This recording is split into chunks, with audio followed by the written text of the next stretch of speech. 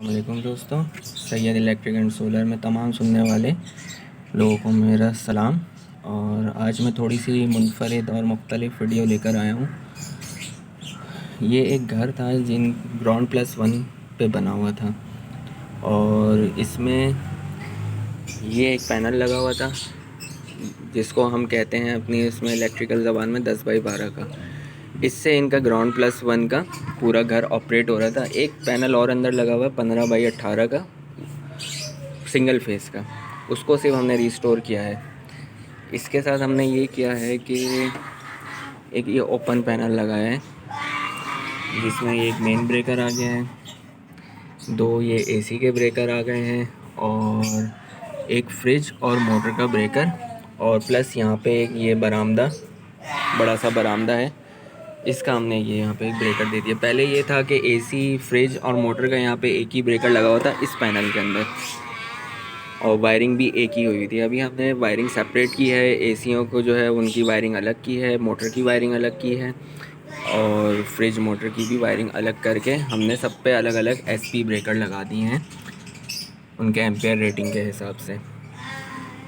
तो ये हमने 15/18 का 3 फेस का पैनल लगाया है जिसमें एक ये मेन टीपी आ गई है, 3 104 के सेलेक्टर आ गए हैं। सेलेक्टर हमने लिब्रा कंपनी के लगाए हैं 50 एम्पेयर में।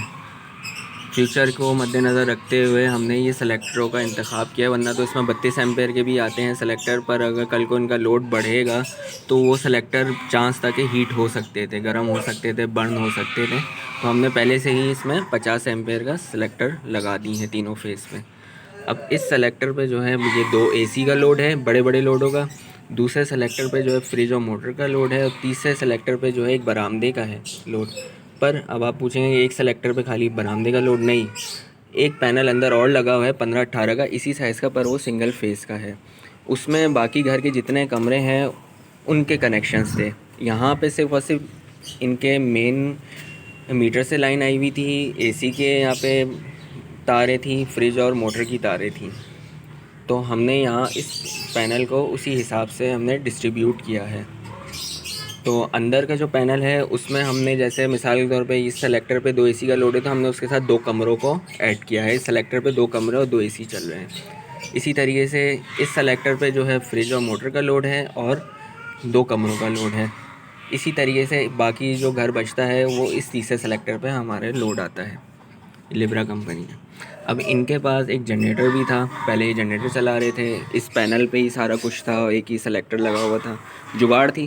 खैर हमने यहाँ पे एक ये 4 पोल का सिलेक्टर लगाया है। अब 4 पोल का सिलेक्टर एक अपने अंदर एक कहानी रखता है, इसके बारे में मैं आप कभी एक वीडियो बनाऊंगा, आपको समझाऊंगा कि 4 पोल का सिलेक्टर काम क्या करता है और कैसे काम करता है। बहरहाल हमने यहाँ पे ये 4 पोल का सिलेक्टर लगाया है जिसमें मीटर से आने वाले तीनों फेस प्लस न्यूट्रल और जनरेटर के न्यूट्रल फेस हमने इसके अंदर डाल के जो है बिल्कुल बाईपास करा दिया है। अब मिसाल के तौर पे ये नंबर 1 पर है, अभी ये के इलेक्ट्रिक चल रहा है, के इलेक्ट्रिक के तीनों फेज़ ये इस पैनल में दे रहा है प्लस न्यूट्रल। जनरेटर को बिल्कुल इसने बाईपास किया हुआ है। अब जब इनके पास लाइट जाती है, ये जब जनरेटर चलाते हैं तो जनरेटर तो सिंगल फेज़ का, अगर 3 फेज़ का होता तब भी इसी को हम इस्तेमाल कर सकते थे। तो हमने फेज़ पे तीनों फेज़ पे लूप दे के और न्यूट्रल लगा के बिल्कुल बाईपास कर दिया। अब जब ये जनरेटर चलाते हैं तो सिर्फ़ और सिर्फ जनरेटर का ही न्यूट्रल और फेज़ जो है वो घर को ऑपरेट कर रहा होता है, केसी बिल्कुल बाईपास हो जाती है।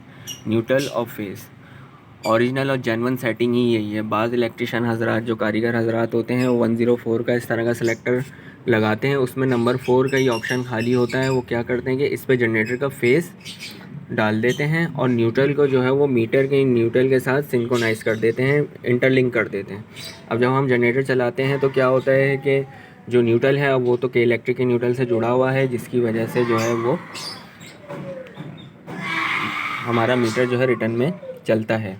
ऐसी शिकायतें हैं जिसकी वजह से बिल में भी फ़र्क पड़ता है, या बाज़ औक़ात ये होता है कि अगर खुदा ना खास्ता अगर पीछे से न्यूट्रल ब्रेक हो जाए तो न्यूट्रल ब्रेक हो जाता है तो हमारे न्यूट्रल में भी रिटर्न फेज़ आना शुरू हो जाता है, जिसकी वजह से यहाँ पे जब न्यूट्रल में रिटर्न फेज़ आएगा बाहर से तो अब जनरेटर का भी न्यूट्रल जुड़ा हुआ है, तो जिसकी वजह से जनरेटर का भी जलने का ख़तरा और प्लस इनके घर की जो वायरिंग है या बड़ी बड़ी अप्लाइंसेस चल रही हैं उसका भी जलने का ख़तरा रहता है।